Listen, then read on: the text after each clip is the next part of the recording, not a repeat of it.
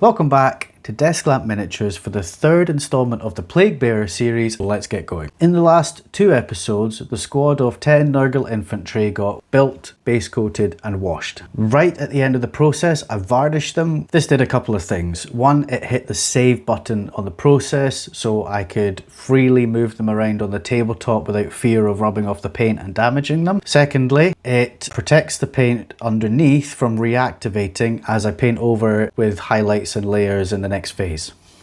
Do you remember how dark the colours in the previous episode were? This was deliberate. It was designed as a deep base to complement the colours that are going to go on next. For the first layer on the skin, I used a nice bright lime green. This adds a massive amount of flavour straight away. I take a sort of paint by numbers approach where I'm going around dark areas created by the wash, letting those shadows be my training wheels, and they almost look like an outline for the bright green. This is not a cover-all rule though, as there are times where the wash sits in areas that I actually want to cover up, like lines where parts of the plastic are glued together, or where the wash has created a shadow that doesn't match reality, like the back of the neck, where the arms join the torso, or the back of the legs. Consider these paint around the wash shadows not as rules, but more like guidelines anyway. What I am strict about, however, is not painting the underneath of the model. Only cover the top and the sides of the model. Just skip the hard to reach areas like the inner arms and between the legs. These areas are going to be in shadow anyway, and shadow is what I want to exaggerate. I'm trying to develop a basic framework here, but also develop my eye for intuitively understanding what works and what doesn't. So after the first layer is done, using the rough plan, have a look around the model, zoom out, look at it from different angles, and if you see anything that doesn't quite work or you don't quite like,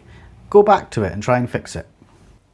In these layering phases, my paint is thinner than it was during the base coats, and I'm using very light brush strokes. As the paint is thinner, try not to overload the brush with paint. Too much can form pools on the model and potentially create watermarks, and finding the sharp tip of the brush can be a wee bit trickier. Look to the bristles of the brush. If the head is bulging like a Nurgle monster's fat body, you might have too much paint on it. All you need to do is take away the excess. You will still have plenty of working time, it will stretch, and less is more here. At this stage, I find it helpful to think of staining rather than painting. I'm not trying to cover up the layer underneath completely, more complement it and lift it up, give it a little back rub so it feels zestier. I'm also exaggerating the shadows and the raised areas in order to make the details pop out. I'm trying to create contrast.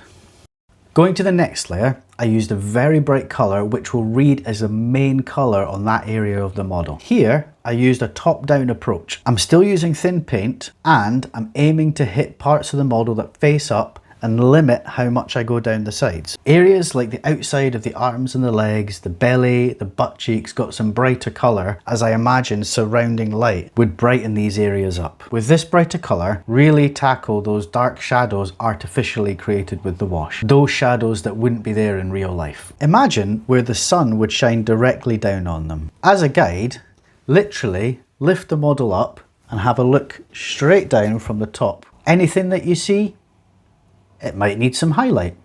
Really, this layer is just more of the lime green, but with a more focused area of influence, that of a spotlight shining directly down on the model. This process can just be repeated through the rest of the model.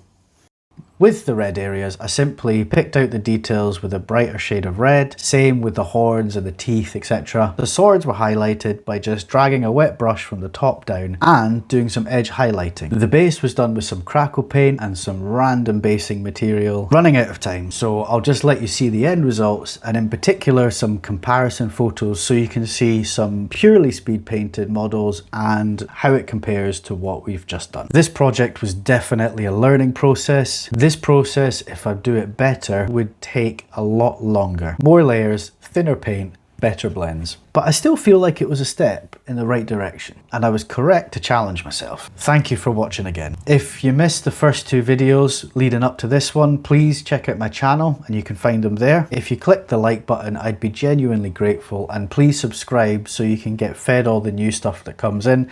Just now I'm aiming to release a new video about once every week. It's been a real pleasure, guys. Thank you for coming. See you later.